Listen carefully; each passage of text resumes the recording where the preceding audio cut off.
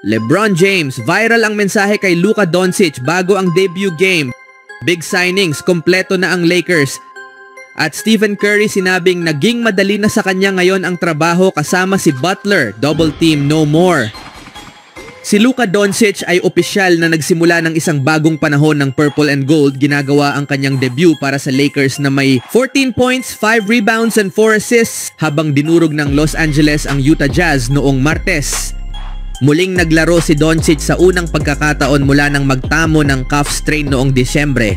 Mayroon siyang minutong limitasyon, naglaro ng halos 24 na minuto lamang. Ngunit dahil kontrolado na ng Lakers ang laro, hindi na siya pinasok sa huling quarter. Medyo kinakabahan ako bago ang laro, inamin ni Doncic sa post-game conference. Hindi ko matandaan kung kailan ako huling kinabahan bago ang isang laro, pero nang makatapak na ako sa court, naging masaya ito at ang pakiramdam na makabalik ay napakaganda. Matagal akong hindi nakapaglaro, dagdag niya. Bago ang team, bago ang lahat, pero ang paraan ng pagtulong nila sa akin, ang mga teammates ko, sina Rob, Jeannie, napakalaki ng suporta nila para sa akin. Kitang-kita mo, pagdating ko sa arena, nakita ko ang mga jersey ko, napakagandang pakiramdam yun. Hindi nag-aksaya ng oras si Doncic sa pagpaparamdam ng kanyang presensya. Naghahatid ng ilang highlight reel na pass sa kanyang unang laro suot ang purple and gold. Nagbigay siya ng lob pass kay Jackson Hayes sa loob lamang ng 50 segundo mula sa pagsisimula ng laro at nagbigay rin ng isang full court pass kay LeBron James para sa isang layup bago matapos ang first half. Si LeBron, ang kaluluwa ng team, ay may simpleng ngunit makapangyarihang mensahe para kay Doncic bago magsimula ang laro. Be yourself, sabi ni James kay Luka.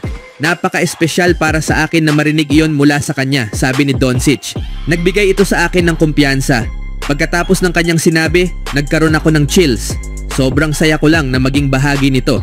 Napaka-espesyal ang makalaro siya. Ibig kong sabihin, iba ang paraan ng kanyang pagtingin sa laro kaysa sa karamihan at ang basketball IQ niya ay hindi kapani-paniwala. Ang pagkakaroon ng dalawang players na ganoon sa court ay makakatulong ng malaki sa buong team. Ang respeto sa pagitan ng dalawang star ay makikita na bago pa magsimula ang laro. Sinigurado ni James na si Doncic ang huling ipapakilala sa Crypto Arena, isang simbolikong pagpasa ng sulo. Oo, tinext niya ako kaninang umaga at sinabi niyang, ano man ang gusto mo. Para lang matanggap ang mensahe niya ay kamangha-mangha, sabi ni Doncic. Ipinapakita nito kung anong klaseng tao siya. Binigyan niya ako ng pagkakataong magkaroon ng aking sandali kaya talagang nagpapasalamat ako simula ngayon. Siya ang huling ipapakilala. Para kay Luka, iyon ang highlight ng kanyang debut sa Lakers. Marahil ang pagpapakilala, yung dami ng palakpak sa arena, ani niya. Talagang hindi ka panipaniwala. Kaya masasabi kong iyon ang paborito kong bahagi, makapaglaro muli. Ang lahat ay nagsisigawan at nagpapalakpakan. Pinahalagahan ko ang ginawa ng Lakers sa paglalagay ng mga jersey ko sa paligid. Hindi ko akalaing gagawin nila yon. Muling maghaharap ang Lakers at Jazz bukas sa Utah.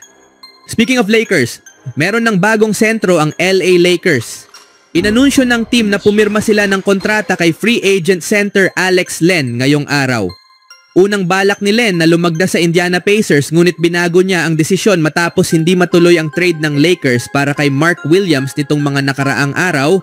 Magbibigay ngayon si Len ng kailangang lalim sa posisyon para sa Lakers. Mula nang matrade si Anthony Davis patungong Dallas, si Jackson Hayes na lang ang tanging center sa kanilang roster bago ang pagdating ni Len. Upang bigyang puwang ito, ila-wave ng Lakers si Christian Wood. Sinubukan din ng Lakers na kunin si Williams bago ang deadline. Nagkasundo silang ipadala sina rookie Dalton Knecht at Cam Reddish kasama ang 2 draft pick para kay Williams. Gayunpaman, hindi natuloy ang trade matapos bumagsak si Williams sa physical exam ng Lakers noong linggo. Napalampas ni Williams ang halos 60% ng posibleng laro sa kanyang 3 taon sa Hornets dahil sa iba't ibang injury. Sa season na ito, 23 laro pa lang ang kanyang nalaro dahil sa iniindang injury sa paa. Hindi malinaw ang eksaktong dahilan kung bakit siya bumagsak sa physical exam, ngunit sinasabing may ilang issue ang lumabas sa pagsusuri. Sinusubukan ngayon ng Hornets na questionin ang resulta ng nabigong pagsusuri. Samantala, may average na 1.4 points and 1.8 rebounds. Si Len sa humigit kumulang 7 minutong paglalaro kada laro para sa Sacramento Kings ngayong season. Na-trade siya sa Washington Wizards nitong buwan ngunit kalaunan ay na-waive kaya nagkaroon siya ng pagkakataong pumirma sa ibang team.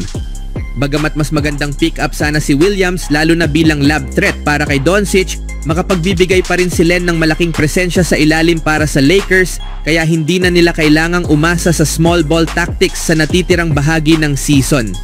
Napanalunan ng Lakers ang kanilang ika-6 na sunod na laro nitong Martes sa debut game ni Doncic laban sa Utah Jazz. Muli nilang makakaharap ang Jazz bukas sa kanilang huling laro bago ang All-Star break. Sa huling balita, ibinahagi ni Stephen Curry ang koneksyon ng pagdating ni Butler at kanyang mainit na opensa. Nanatiling walang talo ang Golden State Warriors sa Jimmy Butler era matapos ang kanilang panalo laban sa Milwaukee Bucks noong Martes. Kasabay nito, tila isa sa mga pangunahing nakinabang sa presensya ni Butler si Steph Curry na nagpatuloy sa kanyang mainit na opensa sa ika-4 na sunod na laro na may hindi bababa sa 30 puntos matapos ang kanyang 38-point performance sa Fiserv Forum. Matapos ang laban, tinanong si Curry kung may koneksyon ang kanyang tumataas na opensa sa pagdating ni Butler. Talagang may koneksyon, sagot ni Curry. Mas maayos ang aming opensa at may option na kami kapag tinatrap ako ng depensa. Hindi na kasing hirap ang bawat posisyon. Nakikita ko pa rin ang pressure at atensyon ng depensa pero ngayon may iba na silang kailangang bantayan. Pinoposisyon namin ng tama ang bawat isa. Kailangan ko pa ring maging agresibo pero sa tingin ko, nung simula ng season hindi ito palaging nagre-resulta sa magandang opensa. Pero ngayon sa huling 2 laro, mas consistent ito. Sa 2 larong ito mula nang dumating si Butler, gumawa si Curry sa higit 50% field goal shooting at nakapagtala ng 14 na 3-pointers. Samantala, ang Warriors bilang team ay umiskor ng 125 and 132 points, malayong mataas sa kanilang season average na 112.2 points per game. Bagamat maliit pa lang ang sample size, positibong senyales ito para sa nalalabing bahagi ng kanilang 2024-25 NBA season. Ipinaliwanag din ni Curry kung paano eksaktong pinapadali ni Jimmy Butler ang opensa ng Warriors. Pakiramdam ko kapag dumoble ang depensa sa akin at napasa ko ang bola, may magandang mangyayari sa dulo, ani ni Curry. May kumpiyansa na kami na makakalikha ng magandang shot. Kung pumasok o hindi, bahagi na yan ng laro. Nag-init ako sa ikatlong quarter sa Chicago, tapos ngayong gabi may ilang magagandang shots ako sa ikatlo.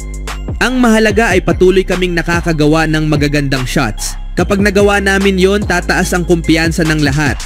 Walang duda, kakailanganin ng Golden State Warriors ang mas mataas pang kumpiyansa kung nais nilang magkaroon ng malalim na playoff run ngayong spring. Bukas maglalaro ang Golden State Warriors laban sa walang Anthony Davis na Dallas Mavericks. Ito ang pangatlong laro ni Jimmy Butler bilang Warriors. Ano ang masasabi niyo mga kaibigan?